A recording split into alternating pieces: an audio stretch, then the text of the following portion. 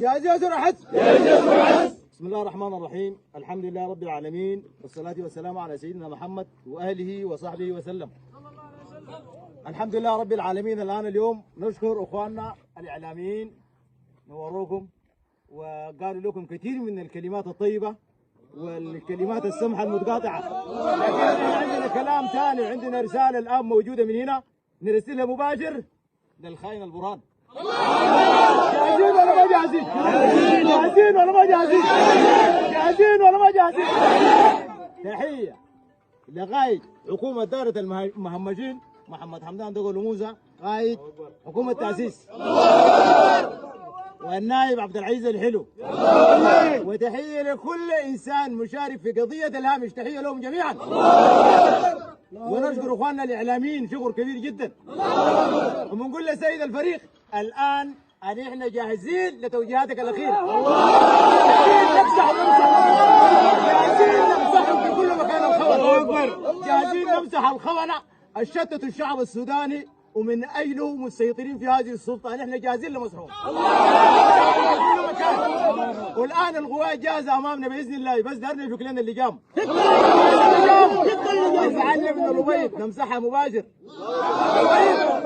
في الغزال نمسحها، وكل محل بتواجهوا فوق الفلول نمسحه طوالي. والان القوه جاهزه.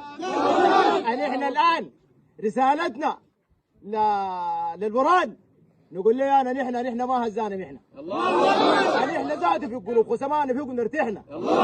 نحن المولى بسيط الرضا مسمحنا نحن للخسيس.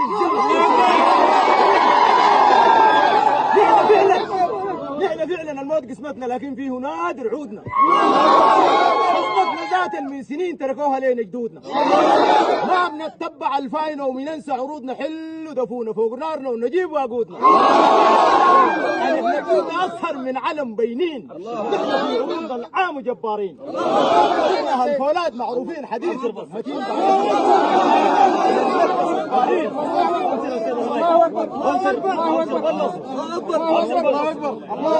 نحن من دروب اليوم دوام هابرين، نحن من دروبنا بقصر العابرين، قاعدين نري كائنة المحن، صابين فوقنا ملابس الهيبة وجناح جبريل. نحن الزين ذاته راقد بالتريك ومشول، ونحن ادينا يا مقران حقيقة مسول. ساعة الضيق وجوهنا بضون دي نعترك اليوم الصقور بخون.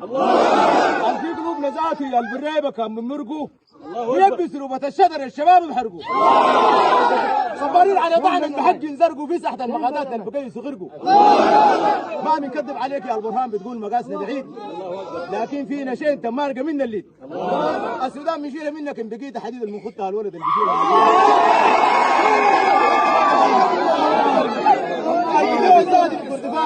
الكردفان موفر ومروا هناك سويتوا فيها سلم. يا مجرم يا عميل بديك كلام الجد، وده الجبل اللي صم كردفاننا ما بنهد.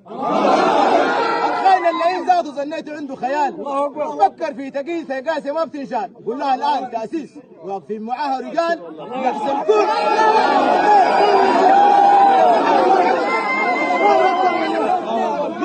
نحن مع تاسيس من زمن النعيم الشطه، املقوتها حفايا نار اللظه نتوطى.